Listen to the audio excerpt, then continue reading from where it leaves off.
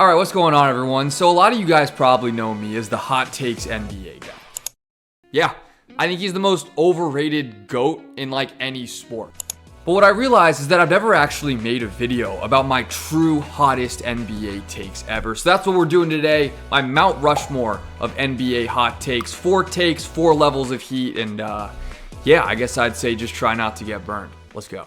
So hot take number 1 is that the 2011 finals not only saved Dirk Nowitzki's career, but like the future of Europeans in the NBA. Here's what I mean. So first things first, I'm a big Dirk guy, okay? I want that out there. But you have to remember what people thought of Dirk before 2011. And it was that he was soft and a playoff choker. And the thing is, you can't really disagree with it either. So from 2001 to 2005, the Mavs were like a 50-60 win team every single year during the regular season with Dirk. But then they would always struggle in the playoffs, and they only made 1 conference finals during that stretch.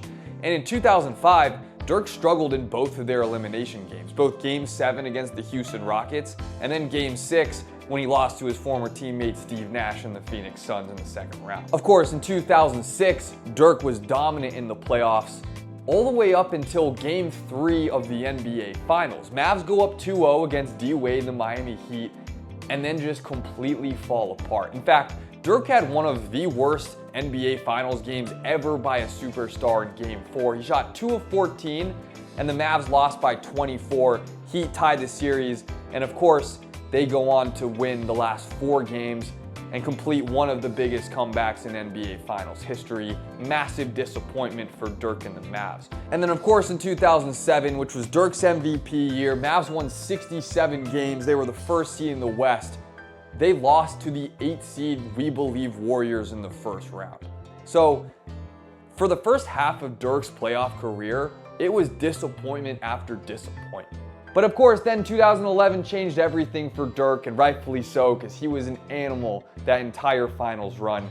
But if it had never happened, the story of Dirk's career would have been that he was a playoff failure and that he was soft. Because you gotta remember, at the time, Europeans had this somewhat unfair label of just all of them being soft. And I think if Dirk had never broken through and become not only the first European to win MVP in the NBA, but first European to be the best player on a finals team, if that had never happened, I mean, I don't know how the NBA would have ever treated Europeans again. And yeah, I'm looking at Kristaps Porzingis. I'm looking at Luka Doncic.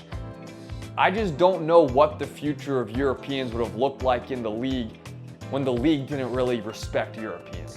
All right, hot take number 2 is that I think NBA GMs should only be judged based on how well they do in free agency and with trades, because the NBA draft is pretty much just straight up luck. Think about it this way. The draft in the NBA is kind of like putting, because if you've ever played golf before, you know that without grinding hours at the range, you're never going to be able to hit an iron or your driver. But anybody can kind of just step up and sink a putt. Wow, that was supposed to go in. Hey, Will, maybe we just cut that. Are you serious? Point is, I think if you put most NBA GMs on a lie detector, they would admit to you that 90% of their draft success really just comes down to luck. So on one hand, any top pick, I mean, yeah, it doesn't take a genius to know to take Wemby first overall in 2023 or Magic Johnson in 1979. But then even take someone like Bob Myers, for example, who a lot of people give credit for drafting Steph and Clay in the mid to late lottery, even though he didn't.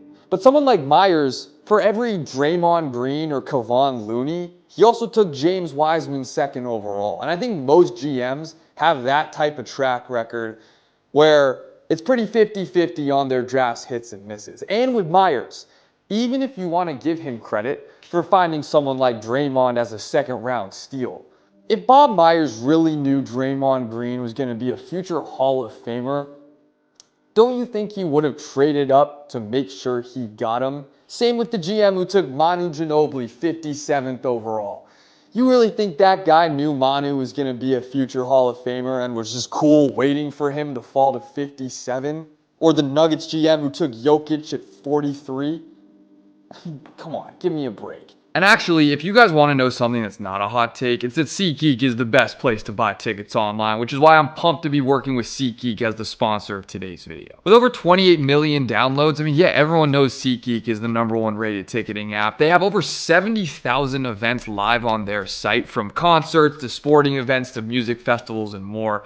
And yeah, I've been really lucky that I've gotten to go to some pretty cool sporting events this year, from the NFL draft in Detroit to an NBA preseason game in Hawaii to a Lakers opening night and Bronny's debut. And yeah, SeatGeek is always my go-to whenever I need to buy tickets. SeatGeek just makes it so easy. Like, they literally rate every single ticket on a scale from 1 to 10. So look for the green dots and stay away from the red dots, because that's how you know if you're getting a good deal. And shout out to SeatGeek for coming through for all of us, because you can use code DrewFenny for $20 off any tickets on SeatGeek. Hey, maybe a last minute Christmas present. I know I need to buy a couple of those. That's $20 off your first purchase with promo code DrewFenny. And make sure you click the link in the description to download the app. So take number 3 is actually the one take in this video that I've talked about before. And it's that prime Dwayne Wade was better than prime Kobe. And this is probably the take that I'm most passionate about too. So what I'm going to do for this section is I'm just going to react to my video that I made about this about a year ago, because I really think it does a great job of summing up my opinion here.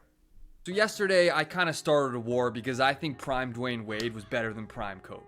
Let's talk about it. So let's get this part out of the way. I don't want to see a single comment about rings and championships and teammates, and forget it. But yeah, this is important, okay? I'm not arguing that Wade had a better career. I'm arguing that at his prime, at his peak, he was just better at ball. Saying is that at their peak, there was nothing prime Kobe could do that prime D Wade couldn't. On the other hand, Dwayne Wade was easily the better playmaker, and it's not just the assist numbers. It's the eye test too. Like, Wade was just the more natural playmaker. I also hate the whole, oh, well, Kobe's clearly the better scorer because he averaged 35.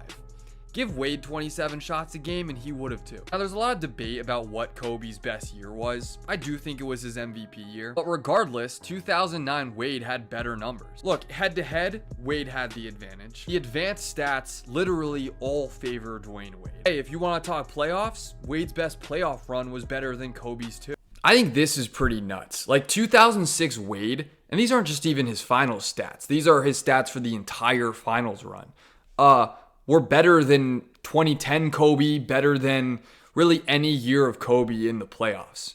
Look, this isn't me hating on Kobe. Kobe's one of the greatest ever for a reason. But Dwayne Wade at his peak was the second best shooting guard of all time. That's facts. Couldn't have said it better myself. And I think the only thing I'll add to all of that is that, the playoff resumes for sure favor D Wade. Like, Kobe was really pretty bad like half the time he made the finals. You know, 2001, 2002, and 2009, I mean, yeah, Kobe was Kobe. Okay, his numbers are sick. But you might want to hide your eyes from the bricks that were 2000, 2004, and 2008. It's ugly. And on the other hand, I challenge anybody to leave a comment with a bad D Wade playoff series or like big time elimination game, because you can't find one. Dwayne Wade always showed up in the playoffs, versus there are examples of when Kobe did not. All right, and so we've made it to the hottest of them all. And no, I'm not talking about Megan Fox and Transformers. I'm talking about George Mikan, who I think has the best GOAT case of anybody not named Michael Jordan or LeBron James. Because my guy was the first superstar ever. What I don't get is, like, in baseball, we all unanimously agree that Babe Ruth is the GOAT. Or at least, like, he is the GOAT of his old generation. But no one even talks about George Mikan. No one even gives him a chance to be involved in the conversation. When, if you want to talk about an NBA player who dominated his era, who was so much better than any other one of his peers, I mean, that's George Mikan. Hear me out. Mikan had an 8-year peak basically before he retired. Then he came back for a year. Don't worry about it. In those 8 years, he won 7 titles, and he won MVP of every year of every league that he could have won it in. I think when he first got to the NBA, they didn't even give out an MVP. Versus, compare that to like Kareem Abdul-Jabbar. And by the way, I urge everybody to go watch my Kareem video if you haven't already. It'll be linked somewhere up here. Kareem's best 8-year stretch, he won 5 MVPs and 1 title.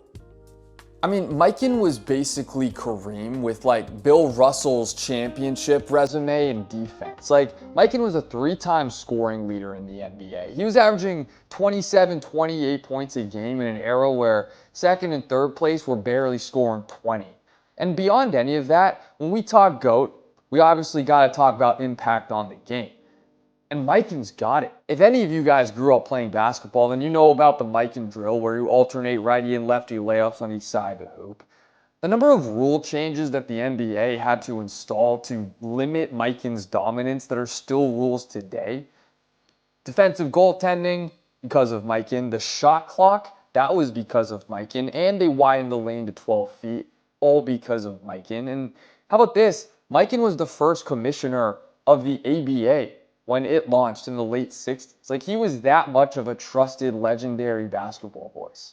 Now look, do I have Mikan as my third greatest player ever? No, I have him like somewhere in the 30s, because at the end of the day, it's kind of hard to look past the whole Plumbers era thing. And honestly, calling the NBA in the 50s the Plumbers era might be calling it nice, because I think plumbers back then probably made more money than NBA players. But if we're talking who can you most easily argue to be the GOAT, yeah, I think George Mikan has a better case than anybody not named LeBron or Mike.